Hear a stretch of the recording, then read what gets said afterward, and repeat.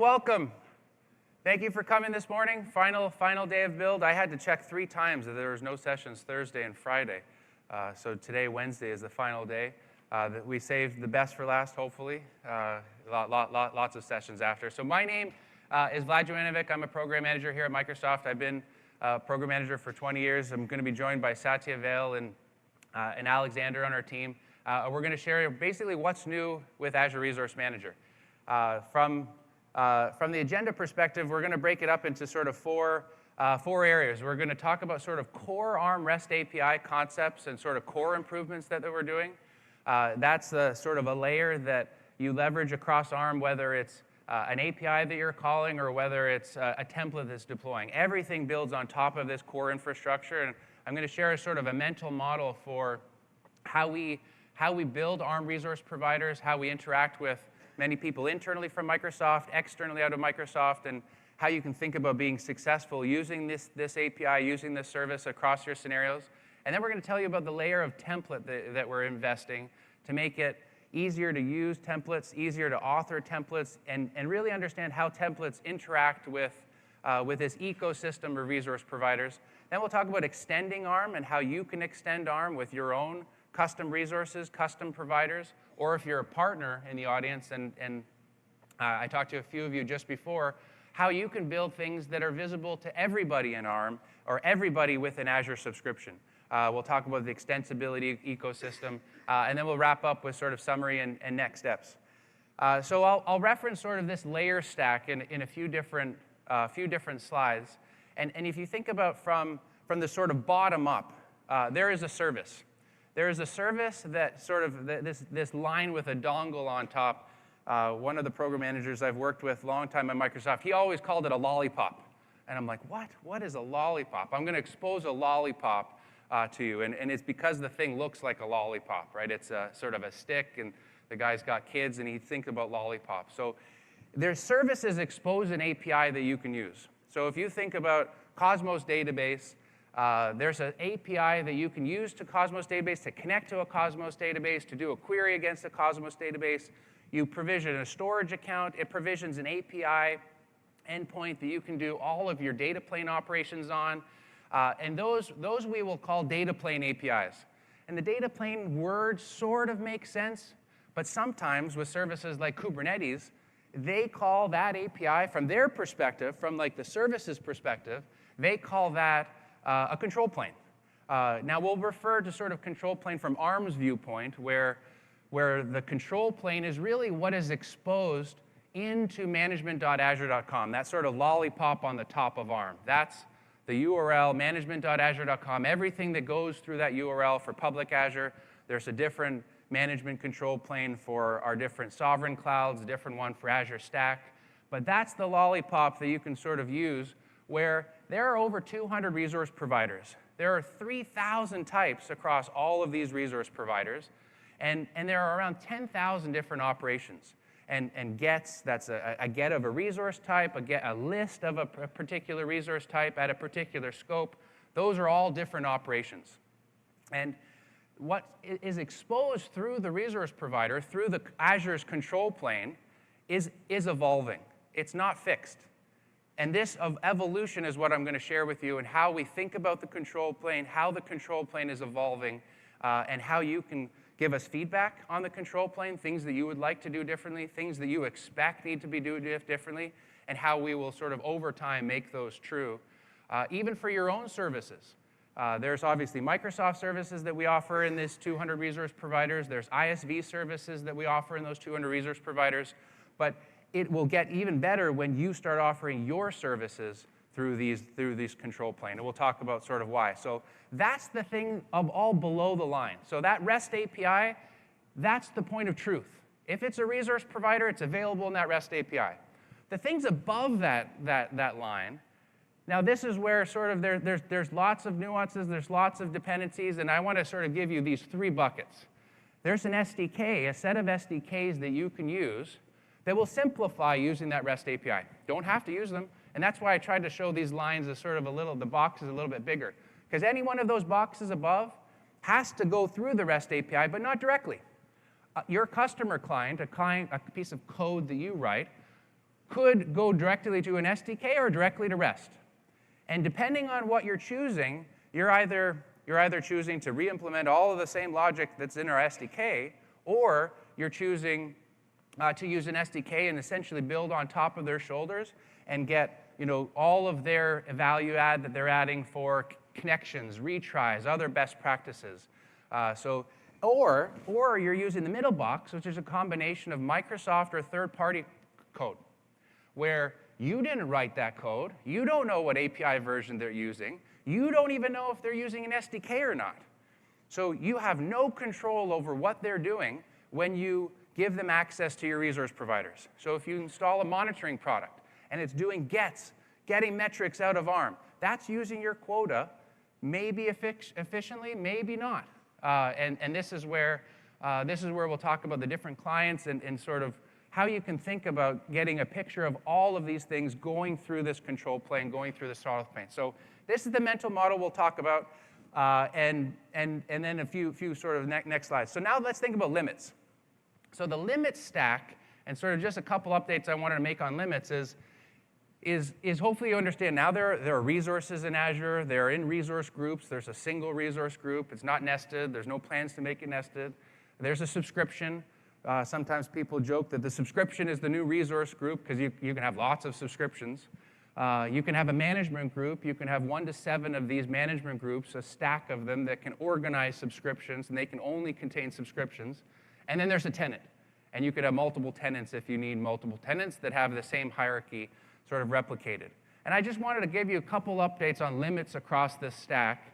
And right now, there are different things that exist at these different levels, and over time, we're trying to make sense of how to help you organize your resources across the stack. But the first limit that we're really close on, not quite there, but is the 15 to 50 tag limit. Lots of people in this room have sent me email on it. I've given many ETAs before. We keep finding out different issues because resource providers store tags, because our cost management systems, and we've made some sort of ways that these tags flow into the usage pipeline to get into the billing systems. There's been a bunch of unforeseen issues that we ran into that's caused some of these delays, but relatively close now on getting to 50 tags. So that will hopefully be there in sort of May, June, but I won't put my life on it. But we will get you to 50 tags. At the resource group level, there's 2 limits that I wanted to mention. One is there's a 800 limit of a particular type in a particular resource group, and types are of these 3,000 different types. So virtual machine is a type. A network interface card is a type. A public IP address is a type. A lot of these have 800 the 800 limit of a particular type in a resource group. So if you're planning a big scenario, we can update those. Some of them don't have any limits anymore, and we're updating the doc, so that's been actively changing. And then if you run templates, and templates, as Satya will talk about in the template section, generate deployments, and that's the only way that a deployment gets generated is by submitting a template. If you do a bunch of API calls, there'll be no deployment. If you do that into a resource group, today we have a limit of 800 deployments into a resource group. And your 801st, we fail the deployment saying you've got to delete some of these 800, and you've got to groom them, clean them, store them into another system. We're working on updating that limit and not storing more than 800, but helping you sort of groom anything beyond 800. And that change is also something we're working on. At the subscription level, there are 980 resource groups in a subscription limit, and then there's lots of per quota limits, but there's a lot of throttling limits at the subscription level. The subscription level is a very common place where we throttle at that API level, both ARM throttles, but also lots of our RPs throttle, depending on how many gets or puts you can put onto that particular resource provider. A lot of those are regional, because we have regional providers. And then a few other limits, those haven't changed. We are working on the tenant limit. We've been getting feedback on that from getting 2 to 5. So from this sort of designing REST API philosophy of just sort of what's the process like at Microsoft? How does it work? I wanted to give you insight into this just so that if you understand the philosophy, you can understand how to give us feedback, how to interact with us, and how to improve. So it really starts from a service has an idea. A service is trying to solve some problem, build a healthcare system, a bot framework, a cognitive services set of scenarios. And after that service has an idea, they come to the resource manager team, the ARM team, our team, and we essentially have a set of discussions with them. What does the service do? Does that service already exist? Why are you building that one? Some of those questions happen. But then we really help them understand how should they think about exposing that service into the control plane. What are the resources that a user needs to create? What are the configuration settings the user needs to control?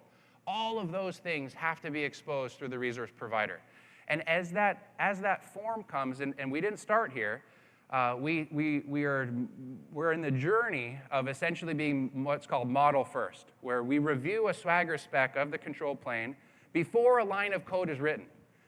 We used to do it completely opposite. We used to write all the code, and then we would come into the review and say, hey, what do you think of these APIs? And we would say, no, those are no good. And they would say, we wrote all the code, and we already shipped it, and our customers are depending on it. I can't change it. And obviously, that's bad. So we're moving to a model-first world where we can give them feedback before they've written a line of code so that they can be aligned and really understand how to follow all the best practices for what we call the resource provider contract. To be a resource provider, there's a set of contractual APIs that resource provider needs to abide by. Things like subscription life cycles. When a subscription moves from an enabled state to a disabled state to a deleted state, the resource provider needs to do a dance. All of these things are covered in that resource provider contract. But then we have lots of other conversations like, should your resources, are they going to be regional? Are they going to be global? How does ARM route to your resource provider? Because we're a proxy that gets to those. How are different capabilities going to expose? Today we have different features around tags, integration with Azure Resource Graph that works better for certain modeled resources than others. So we have lots of those conversations on, can the resource be updated outside of the control plane? And if it can, then maybe it should be not sort of tracked on the ARM side. Maybe it should be sort of modeled as a slightly different type of resource. And then a couple other standard things like create, read, update, delete is definitely a standard. Different list patterns that we expect every resource provider to list at the subscription, at the resource group. And then things like creating through put. Templates today can only create through put. So if a resource is exposed, being created through a post, can't create it through a template. And that's where we see a lot of cases where those aren't true. But as Satya will talk about, we had templates at the resource group level and then the subscription level. Last year at Ignite, at Build, we launched. And now we have them even higher. So different resources that could never even be dreamt of being created through a put, like a subscription or a reservation, now can be. But they're not exposed as puts today, so we're still working with those teams to get them. Now, throughout this entire flow, from reviewing the Swagger to merging the Swagger, we have a private repo, so we can do all of this model first before showing it to you. And then as it gets released, it gets moved to the public repo, so you can see it. Those are those links down there. Then we generate all of our greatness on top of this Swagger. So this Swagger needs to be complete. It needs to be correct. Needs to be consistent, and all of those things are part of these checks where we can generate docs, schemas, SDKs, and hopefully more, tests, automation. And then we go through privates, publics, GAs, deprecates, and then there's rinse and repeat as you do new versions, new resource types. This is sort of the life cycle of what we do. The thing that I'm asking for this room is really what internally I call sort of victim impact statements. I sometimes refer to myself as the API cop at Microsoft, and because of these quality KPIs that I drive across all of these resource providers, normally when people see me in the hallway, they sort of walk the other way because they know I'm going to ask them about some of their KPIs or some of their quality metrics that they maybe haven't met. But I really need them grounded in reality. It's not a computer science project why I'm asking them to do these consistent things. It's so that you can create your resources and modify them through templates. And just for example, not to call out a team who did the wrong thing originally, but they did the right thing at Build, the Cosmos database team released a number of new updates to the resource provider that allows you to control different aspects that were never exposed through the control plane. And I lost some bets originally that they ever did that even originally. So things are improving, but we need your feedback on what we can do better and where are you seeing these inconsistencies. So there's lots of best practices that we want you to use if you're writing your own code. These are a few of them from what to do from gets. Resource graph can really make a lot of your gets, especially your polling gets. If you're running some tool that can automate and collect data from a bunch of subscriptions and you're doing that every 4 hours, you should really think about using Azure Resource Graph for optimizing that, because that ends up being one query or one request from the ARM perspective that can return thousands of objects and not having to filter on the client side, really filter on the server side. Leveraging templates for puts, so you don't have to sequence the puts, or any things like using SDKs, doing the right connection logic. All of these things are sort of things that you can use. The next thing I wanted to demo before we talk about templates that we've released as preview at Build is this thing we call change history. Today, and I'll just show you the slides as we talk about it. Oh, went to sleep. So we released, there's been lots of, as you know, on a resource, if you do any write activity on a resource, that resource will have an activity log with all of the different write operations. The non-get operations are exposed here in this particular view. And we've worked with customers over time where they sometimes stream all of these writes to an event grid and then build a system that analyzes all these changes, and then that event grid flow doesn't have the whole payload, so they have to do another get on the resource to see if it changed, but they don't have the previous state of the resource to know it's changed. We've released an experience and a set of APIs on top of Resource Graph that essentially allows you to look at a particular change and actually see some details about what changed. In this case, it's a really easy example where I had no tag on a resource, and now I have a tag on the resource, and it's really making, again, better features on top of this control plane, on top of this throttle point, and really making it so that you don't have to build all of these from first principles. The other thing I wanted to show before we go into templates is really the ability to play with things at rest. And this is I just did a search. You saw it, Azure REST API. I go into the Azure area. I can pick a particular service. I can go to that service, and I can do a particular get. And if I click Try It here, that automatically signs me into my different tenants. You'll see my tenants listed here. I'll choose the Microsoft one. And I can do a particular get on one of those 10,000 operations in a really, really easy way right from the portal here. So I can specify the parameters, the API version, try it. I can copy out my operation, my authentication bearer token. I can maybe use Postman or some other REST API tool if I wanted. But this is a great way to really understand what's happening at this REST layer so that you understand what you maybe are doing or not doing above this area. So those are the two quick demos I wanted to show. And then wanted to invite Satya to come up and talk about some of these template investments.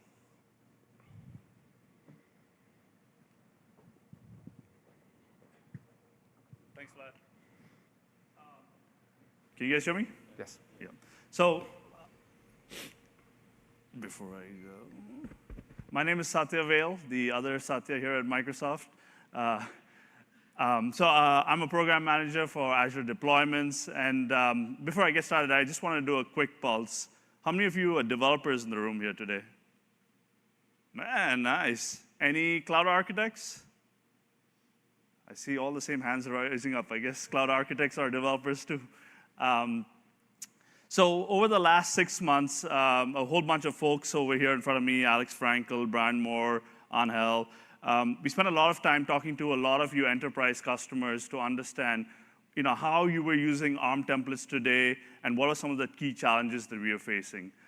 One thing we recognize and we acknowledge is we haven't actually done a really good job building and investing a lot in the whole template language and the tooling around it. And so today I wanted to actually share three things with you. One is I wanted to share what customers are doing as far as their Azure users and kind of their journey in using ARM templates and how do they get from the crawl phase all the way to getting it into their CI/CD environment and using it at scale. The second thing I wanted to share with you all was some of the benefits of actually using ARM templates and why it's actually, on the long run, a better solution than maybe using a third-party tool.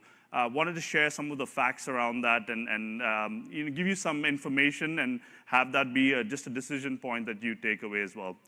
And the third thing that I wanted to do today was really share our roadmap of what are the investments coming in the next 6 to 12 months, and love to get some feedback from you guys at the end of the session is, are we investing in the right things? Are there things that we are missing out on that we should be focusing on? And Alex will come and give you a demonstration of some of that. Let me ask another quick poll. How many of you are actually using ARM templates today? I love it. You guys are my audience then. So just to level set, ARM templates are essentially a declarative way to define what resources you want. The benefit of this is now, and in its real simplest form, is it's a text file where you can define what resources you want created, and you can reuse that template to create new resources on an ongoing basis. One common question that customers come back and say, hey, ARM templates are just JSON. And one thing I do want to clarify is we have actually done a lot of investments in enhancing the JSON language. So we've added new constructs such as functions and loops, things that are not native, to really enhance and make the ARM template language really powerful.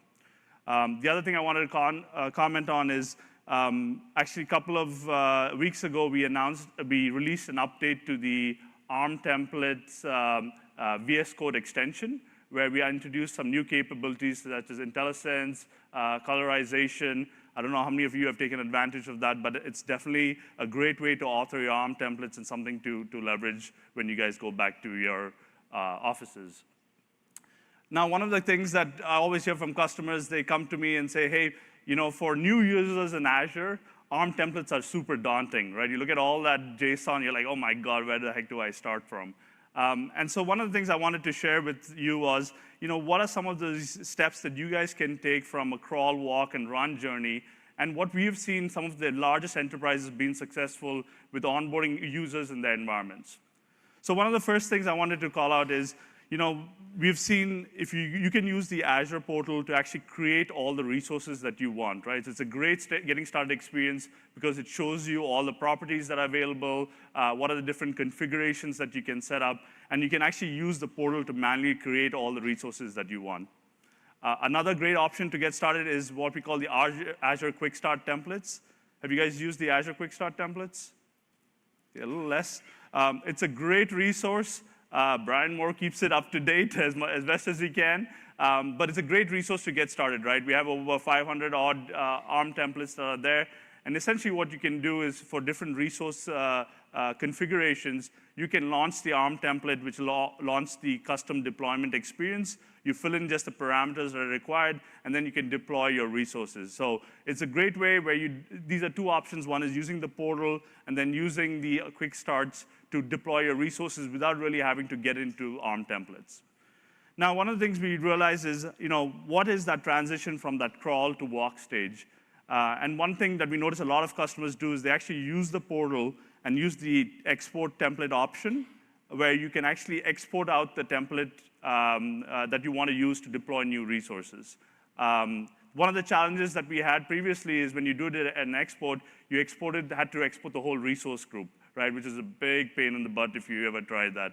And so I'm happy to announce that a couple of weeks ago, Anel Perez, who's the PM for that feature, we now support exporting single and multi-resources from your Azure portal. So now you can actually use the portal as a template generator where you can go and choose what resources you want and have those exported as well.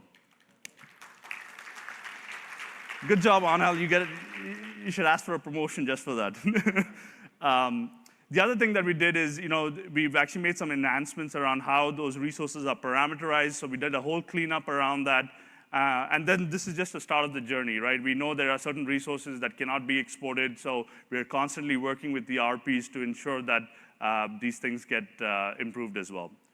So once you have your template now you can do single and multi-resource export. You can take that template and actually automate the deployment, right? So you can click off and create those resources in different subscriptions, different resource groups. Or you can even use things such as PowerShell to deploy your templates, or Terraform as well, right? Terraform is a great open source slash tool that you can use to provision resources. How many of you are all using Terraform? All right. And once you got to that state, one of the things that we notice in our own internal usage is for all the Azure services that get deployed internally, we actually use Azure DevOps and ARM templates. And what we do is we have a repo where we store all the ARM templates for our services, and then we use Azure DevOps as part of our CI/CD release pipeline.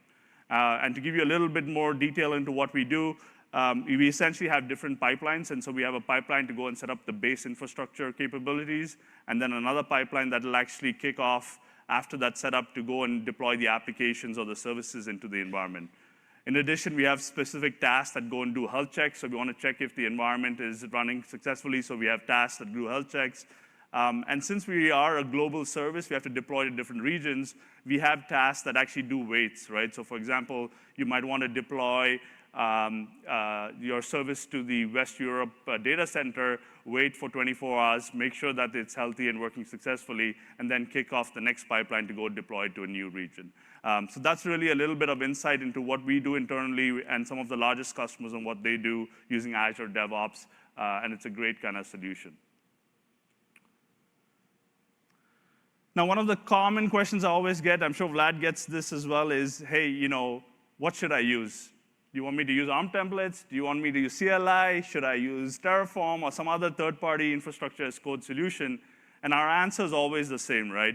You guys should use what you're comfortable with. At the end of the day, we want you to be successful in Azure, and so we ourselves, Vlad and myself, actually partner with the Terraform team. We help them, write providers, get new providers out there. And so it's up to you guys on what tools you're comfortable with to deploy resources. But that given, there are certain benefits of using platform-native capabilities, as most of you are probably aware of. So as you can see, one of the things that you notice here is a lot of the non-template-based infrastructure as code operations, they essentially perform multiple imperative put operations against the APIs. Versus if you look at something such as ARM templates, which is natively into the platform, it's just one call that's made to go and provision these resources. So what are some of the benefits you get from this, right? So one thing that Vlad mentioned is today, if you actually go and do a deployment, you can see that deployment inside the portal. So if you go to the deployed blade, you can actually see all the deployments you've made. If you're using a third-party solution, you'll actually not see any of those entries in your portal experience. Another big benefit is we do a lot of what we call pre-flight validation. So we have a bunch of checks that we do to make sure that the template can run successfully and can be deployed successfully. Again, that's something that's baked into the platform that we provide, whereas a third-party offering needs to build that logic, that code into their client side, versus this is more server-side capability that we provide. Again, there's a whole bunch of things around sequencing of how resources need to get created that we handle ourselves that makes it really easy for you. So once you just deploy the template, we handle the sequencing of how we stage and roll out, whether it's multiple resources, multiple templates, we handle a lot of that logic. And one of the big things that I always recommend customers is, at the end of the day, one of the big benefits of using ARM templates is when a new resource is available in Azure, on day one, you get an ARM template available for it, right? You don't need to wait for new providers to come. You don't need to go and do validation to make sure the provider is ready. On day one, you can have a working template that you can leverage, which is a huge benefit that you get using the platform-native capabilities. So just to recap some of the big features that we offer, one is ARM templates can be parameterized. What I mean by that is once you create a template that you know that works for you, you can use that template to deploy those resources in different environments. All you need to do is just provide new parameters, and you can have that kicked off. Another thing that we provide with ARM templates is ARM templates can be modularized. And what I mean by that is if you have just a few set of resources, you can have those all in one ARM template. Or you can use what we call linked templates, where you can modularize the resources and have them actually reference each other and have it in a more modular fashion so you can update them. Now, one of the things I will be pretty candid about is, while these are some of the great functionality, one of the things we heard from you guys is you guys have done 80%, right? You've done, if you look at all these capabilities, there's 80% of it is complete, but there's that 20% that's not done as yet. And really, one of our big focuses over the next 6 to 12 months is trying to finish that 20% and really make ARM the tool to use for your resource deployments. So with that, I wanted to actually spend some time sharing with you what are some of the roadmap work that's coming down the pipeline and what are some of the investments that we're making. So the first one, we're super excited about this. It's called What If. It's basically a way to evaluate the impact of your changes and to see if you're familiar with Terraform. It's essentially doing a Terraform plan type of activity. Is that pretty cool? Yeah? Awesome. So Alex will come and give you a quick demonstration of that, but we are super excited about that because who wants to actually go and jump off the cliff and know how high the cliff was, right? You want to be able to do that before you jump. So you'll be able to do things such as going and seeing, what resources will be updated, created, or deleted as part of your action. You can see what properties are going to be changed before you do the deployment. So those are some of the capabilities that we're going to be introducing very shortly.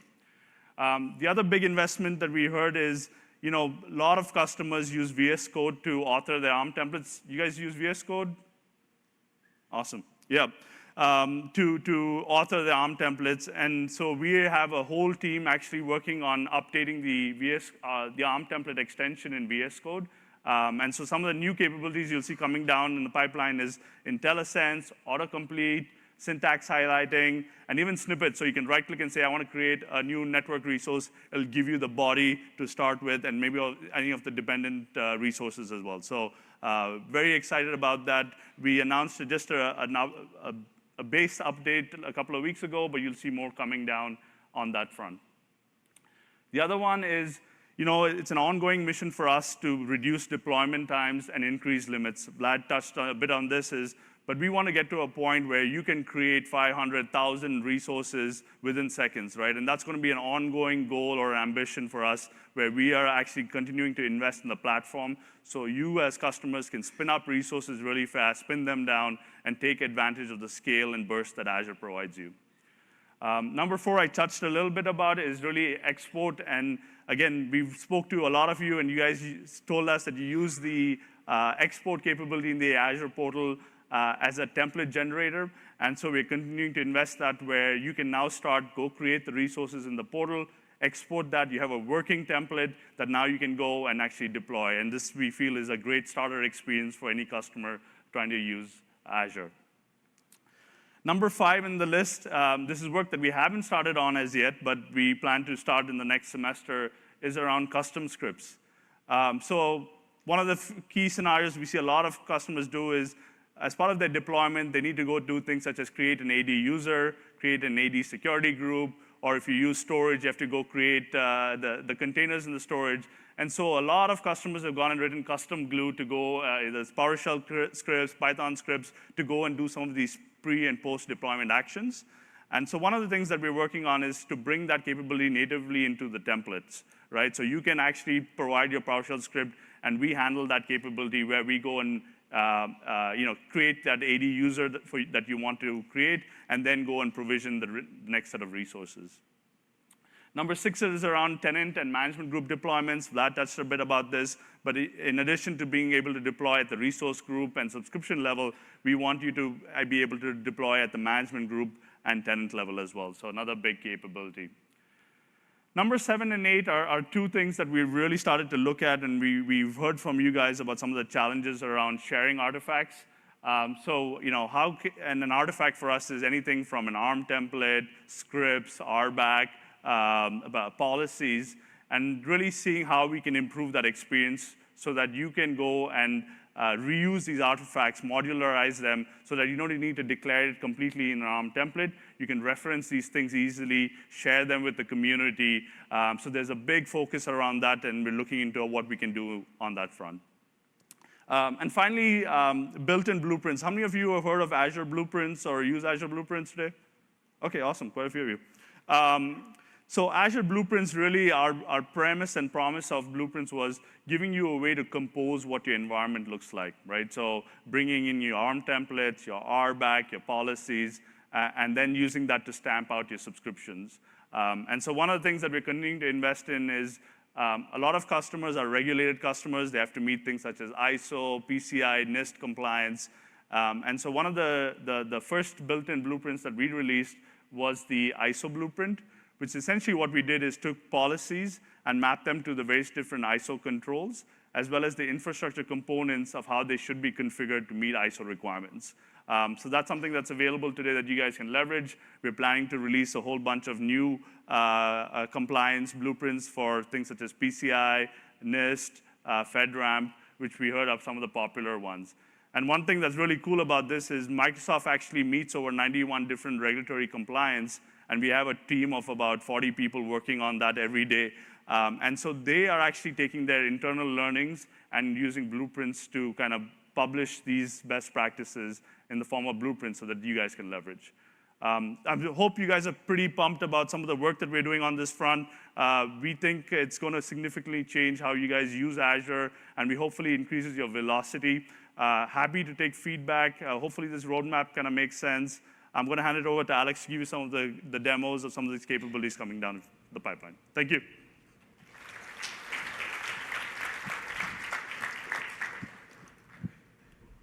Thank you. Can you guys hear me okay? Good? Okay, cool. So the first demo is the improvements that we've been making to the export template process. So quick show of hands, how many of you have used the export template? It used to be called automation script. Okay, awesome. So we recently renamed it to export template. We think that speaks a little bit truer to what that feature is actually doing. You would not believe the amount of conversations we had to have just to change those two words, but we're really happy that we did that. So we've made a few key improvements to the export process. The first big one is single resource export. So previously, if you had wanted to export even a single resource, so even if I had gone to the details of this application gateway and clicked automation script or export template, it still would export the entire resource group. And if you have 800 resources or whatever in that resource group, that's super painful because then you need to parse that template and extract out the key information. So now the way that it works is if you use the multi-select on the left here, you can just multi-select and you'll see that export template light up. If you still want to export the entire resource group, you can do that simply by clicking the top checkbox here. But we just want to export the public IP address and the firewall, let's say. And now when I go to export template, it does exactly what you would expect it to do, and just export those two resources. Obviously, if there are child resources or anything like that, of that resource, that will show up in this list as well. But we think this is going to greatly simplify the process of effectively using the portal as a template generator, which is a totally valid path for you to take. The other thing that we heard a lot about is, hey, these templates are not usable right out of the box. It requires a lot of refactoring and a lot of sort of code modifications to make it a template that I would actually want to deploy. We're just getting started on that effort to make those templates sort of as clean and reusable as possible. So some of the things that we've done is kind of reduce the amount of parameters that we're going to generate, as well as reduce just the verbosity of the names of those parameters. They can be quite long, needlessly long, frankly. And so we've been going through efforts to reduce that. But we also need your feedback on that as well. So we want to get a better idea of what do you typically do when you export the template? What parameters do you always get rid of? That sort of feedback is really helpful to us so that we continue to improve that experience. So that is export.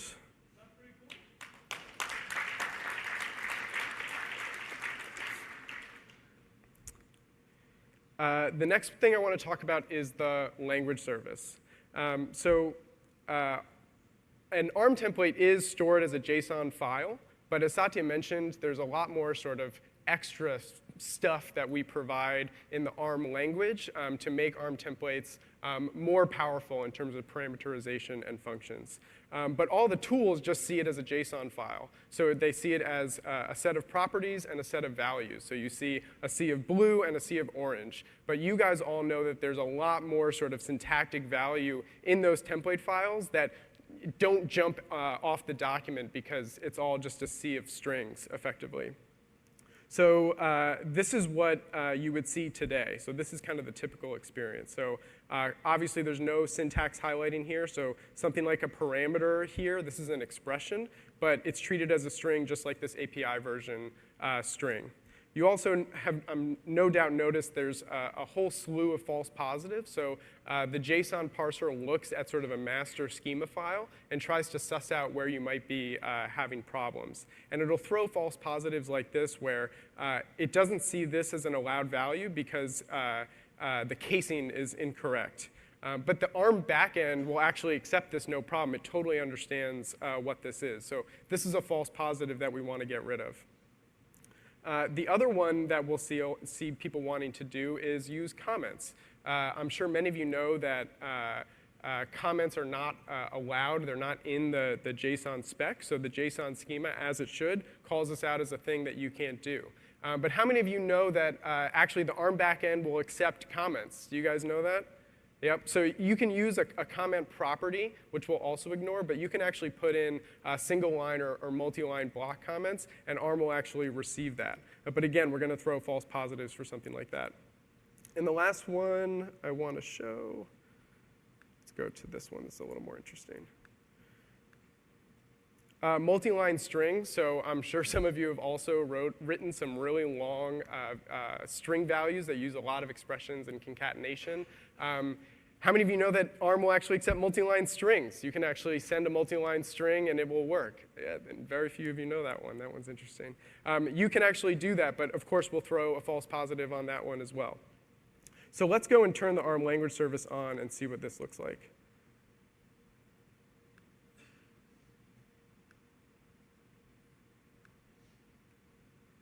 OK. Yes, exactly. Yeah, when I first saw it, it was just like a sigh of relief. Just like, thank goodness.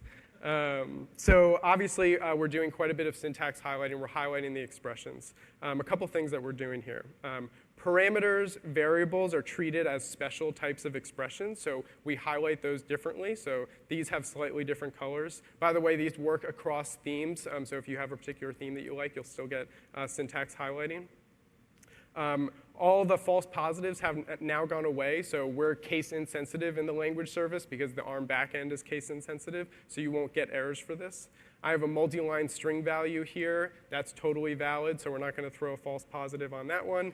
And then comments. So I've been going crazy since I've gotten this. I've just been commenting all of my ARM templates. It's the most glorious thing. It makes life so much easier. It makes collaboration so much easier and reuse so much easier. So both single line and multi-line comments are now supported. And then here you're seeing a multi-line value. We're not throwing a false positive. We're still syntax highlighting it just as effectively. And then even conditions, you're seeing that very satisfying purple color for conditions. You'll see that here as well. So how's that? Is that pretty good for you guys?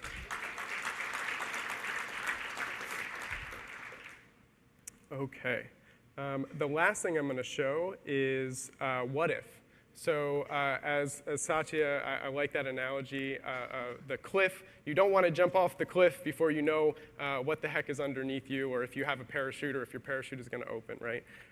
So one of the things that we're doing is creating a new API called the What If API that will do a deployment prediction for you.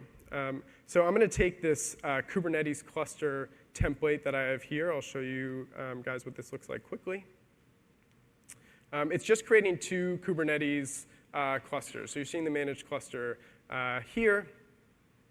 And I'm going to go ahead. I actually already have this deployed in the portal. I have those two clusters. So I'm going to do a what if because I might want to do an update to those clusters. So I'm going to come in here and kick it off, and then I'm going to switch over to a slide while that's running and show you kind of the details of how this works in the back end. Let me clear this. OK, so let me walk through what this command is doing. It's a what if XE here. This won't be an XE when we actually ship, but this is what we're using to test. The first thing that you're providing is the scope. So you'll say if you want to target this to a resource group or subscription. This will also support management group and tenant level deployments as well. Here's the subscription that I'm going to talk to. And here's the resource group that I'm going to target with this deployment. And then I have my template file. So this is the file that we were just looking at. And then my parameters file. And then the last parameter is whether I want to do this in incremental or complete mode. So how many of you guys have tried complete mode deployments? OK. How many of you guys have kind of decided to give up on complete mode because it doesn't really work the way you would want it to? Fair enough. So one of the reasons why complete mode is hard to take a dependency on is because complete mode doesn't behave the same for all resources. But with what if, you can get a much more predictable prediction of what exactly is going to happen with this deployment. So we'll tell you, hey, these resources are going to be deleted if you do a complete mode deployment. So we really think this is going to advance the use of complete mode and hopefully expose a lot more issues with complete mode and help us fix all of those issues for you. So I'm going to kick this off, and then I'm going to switch back to the slides, which is one here. So this is how what if works. So at the beginning, you have your ARM template, and then all the stuff that we just walked through. So the target scope, the parameters, and the mode. And so that's exactly what you'd expect to do in a regular deployment, so obviously we need that for what if too. So you send all that to Azure, and we're going to do two things when you do that what if call to the API. One is we're going to predict the desired state. So we're going to take that ARM template that you're submitting. We're basically going to evaluate all the parameters and resolve all the references and say, OK, these are the resources that this template is going to attempt to create. And then we're going to do gets on all of the resources that you're about to target. So we just take all the resource IDs that are in the scope that you're targeting, and we do a comparison with what's in that predicted desired state, and then we do a diff. And so the final output is a calculated diff of exactly what we think we're going to do if we do that deployment. So that'll tell you what's going to be created, what's going to be modified, what's going to be deleted, or what's going to be ignored in the case of an incremental mode deployment. So we'll have a UI to see this what if clearly, similar to the change tracking UI that Vlad just showed. But this will be returned as a JSON response. So if you want to put what if in your pipelines as a test or a validation gate, you can do that. And you can parse that document and decide, hey, is this deployment going to do what I'm expecting it to do before I actually kick off the pipeline release? So that's a little bit of how what if actually works in the back end.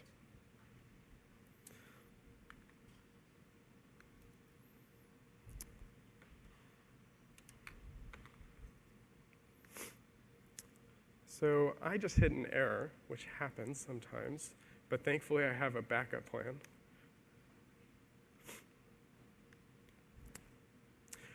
So this is what we're calling sort of phase one of the what if response.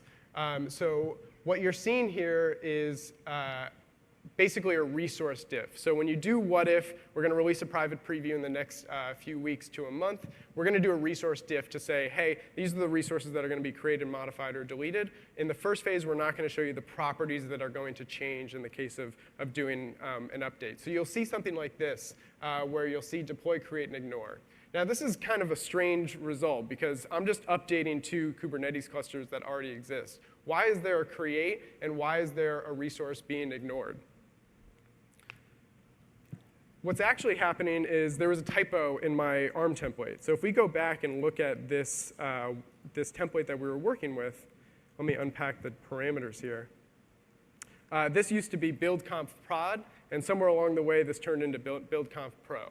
And now previously, I wouldn't have known this would have happened until I did the entire deployment and see that I now have 3 Kubernetes clusters instead of 2 Kubernetes clusters. And if you have a lot of nodes in that managed cluster, that deployment can take quite a long time. So that's a great sort of classic example of a kind of frustrating thing that you wouldn't see until you actually do the deployment. But now we're saving a lot of time by doing that in what if beforehand. Now, I want to give you a quick preview of what sort of phase 2 is going to look like. So what I just did was actually in the ARM backend right now. This is not yet in the backend. So I'm running this client side against ARM. But in this case, I see actually 2 modifies because I'm updating the resource. So let's look at this build.conf dev cluster. So I'm changing the count of nodes in my managed cluster from 1 to 5. And I can clearly see that here. This would work for any property that you're updating. So this is where we're thinking that the true power of what if is going to be unlocked. Pretty cool, right? The last thing I'll say is that the hard part of the phase 2 of this what if approach is noise reduction. So what you get in a get response for what this resource looks like right now is not the same as what you're providing to ARM in a put request. So there's a lot of sort of noise reduction work that we need to do to make sure these sorts of things like the provisioning state or the fully qualified domain name in this case, those aren't in the put body, so those shouldn't come back in the what if response. So that's the kind of thing that we're doing to make that a little bit better. So that's what if, and that's all my demos. Thank you. Awesome.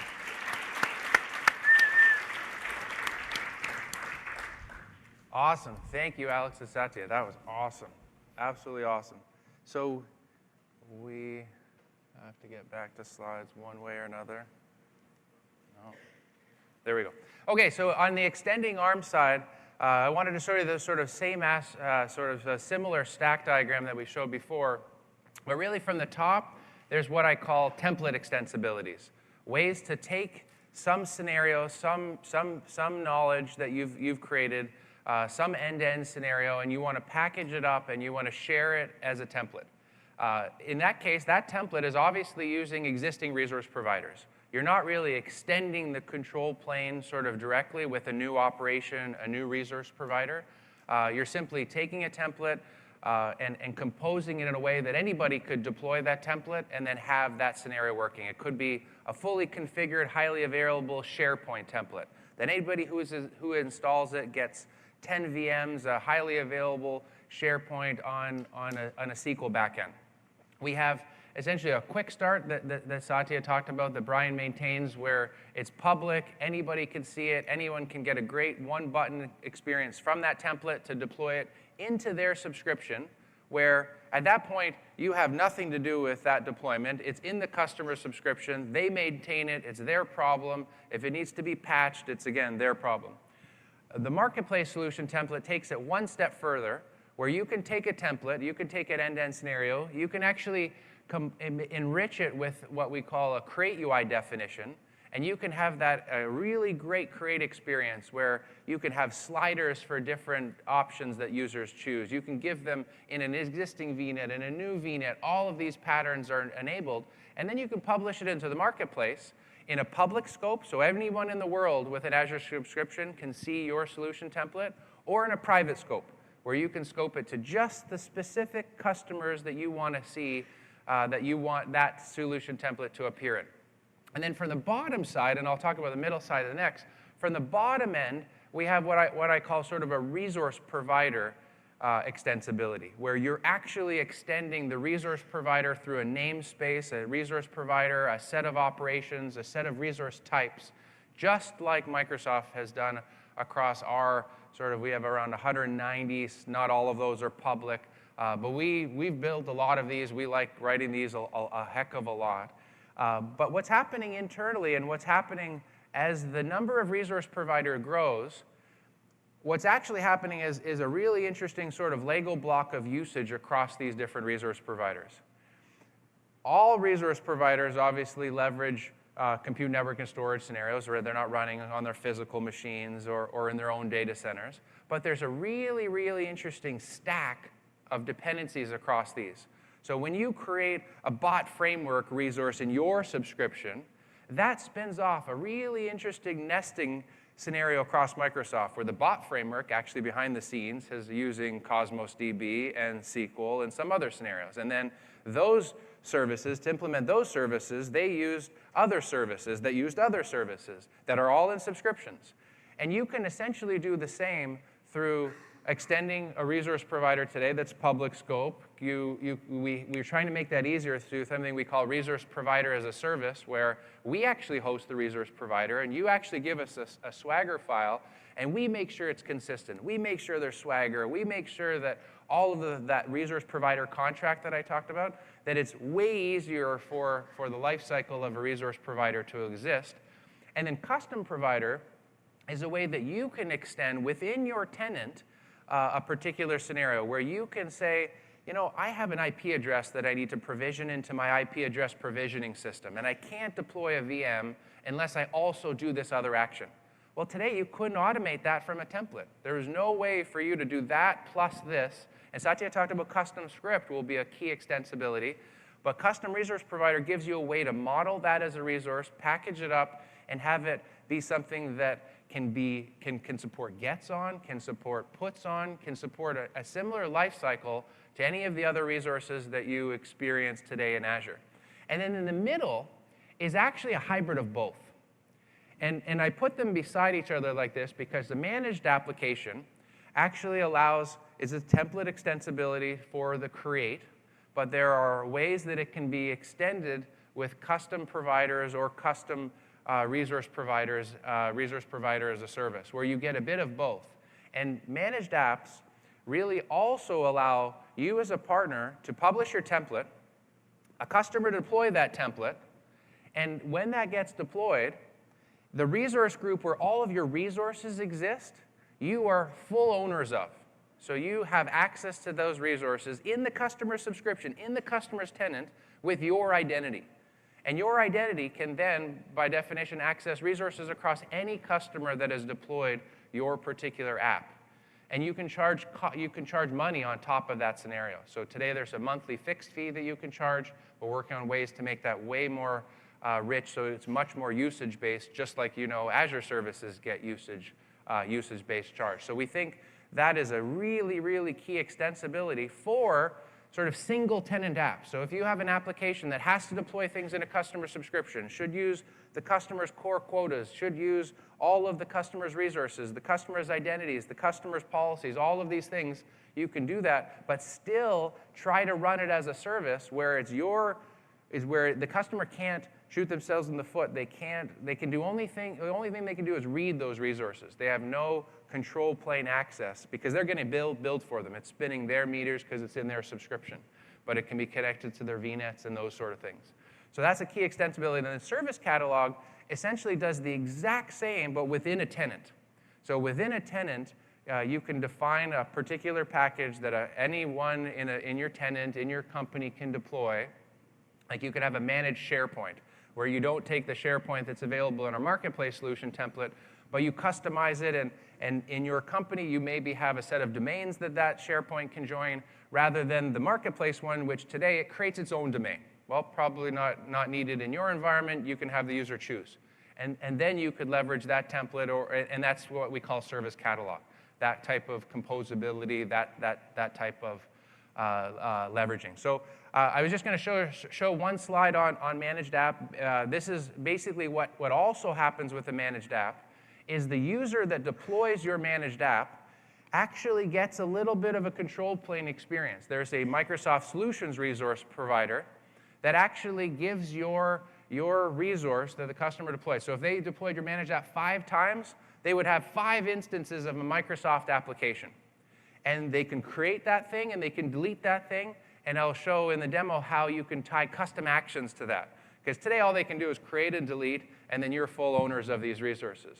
But customers want to scale them up, stop them, shut them down, do other things to them without having to create it and then re-delete it because they have data in there. That's what allows the customer to have some of these controls and allows the vendor to implement them, the ISV provider to implement them. So let's show what this looks like quick here. Sign in again. So in this view, I have a managed app here. And in this managed app, I've already deployed it. It already exists. It has a resource group where all of the resources live. I call them the ingredients, right? And the analogy I use is you bought a loaf of bread, and when you take it home, you just see the ingredients in the bag of bread. You don't see the loaf of bread you bought. this is essentially the loaf of bread, and this is where this one has been extended with a custom resource provider where maybe there are users that need to be provisioned into this service. And this is calling the custom resource provider that's doing a get on those resources. And this is all configuration-driven portal experience. There's no portal custom experience that you have to build here. And then adding a new resource is as simple as, again, a configuration-driven experience where you can go to this view and submit this, which will invoke a call against the resource provider. So this is something that customers can build for your own scenarios if you have like an IP address that you have a provision in a system. And all of these scenarios are available. So we're running down to the last second, and I don't want to keep you longer, but hopefully you enjoyed the session. Really, we feel like now is a great time to optimize your ARM API calls across all of your scenarios. We want you to leverage templates, get into infrastructure as code, whether it's with ARM templates or sort of other systems. If you're an ISV, we want you to publish those apps so that everyone can leverage them. Azure gets better as Microsoft builds services. It gets even better when ISVs build services and expose them to customers on top of all of these services. And then it'll get even better when customers can expose their services. So even internally, Org A can expose their service that Org B uses and enables it. So it's really that triple pay that we're sort of building. Here's Satya, my email. Fast Track, if you have questions, they have a booth here at the expo. They would love to help you if you're just early in your career, in your phase of adopting Azure, figuring out templates. There are some people who didn't put up their hand in some of these questions. Fast Track, the picture to take is I don't know where that other slide went. They have a booth where you can find out how to sign up, and they have a website. I don't know why. Maybe it's after this one. Oh, here it is. Here's the Fast Track thing that. Azure.com/fasttrack to sign up. And then we have questions. There's an infrastructure as a code session later with Steve today at 2 p.m. in 6E. And then I don't think there are any other questions. Yeah.